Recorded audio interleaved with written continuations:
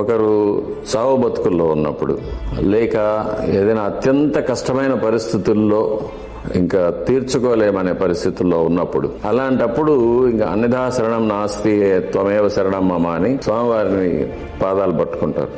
ప్రార్థన చేసుకుని, నాకు ఈ కష్టం తీరిందంటే ఇప్పుడు నా ఒంటి మీద ఏదేందో అవన్నీ కూడా నీకు కానుకగా ఇచ్చేస్తానని మొక్కుకుంటారు. అలాంటి సమయంలో వారి కష్టాలు తీరిపోతుంది. అప్పుడు వాళ్ళ ఒంటి మీద ఏదేది ఉన్నాయో, నగలు గాని, చీర గాని, మాంగళ్యం కూడా, తాళిబొట్టు కూడా స్వామివారికి తీసుకొచ్చి సమర్పణ చేస్తారు. కొత్త తాళిబొట్టు చేసుకొని లోపల వచ్చి స్వామివారిని దర్శనం చేసుకున్న తర్వాత హుండీ దగ్గర వచ్చి కొత్త తాళిబొట్టు ముందు వేసుకొని తర్వాత పాత తాళిబొట్టు తీసి హుండీలో వేసేస్తారు. అది ఆపద మొక్కుల వాడు అనేది. ఆపద సమయంలో ఇంకెవ్వరూ ఏమీ చేయలేని సమయంలో స్వామివారిని శరణు అంటారు. అదే ఆపద మొక్కుల వాడు.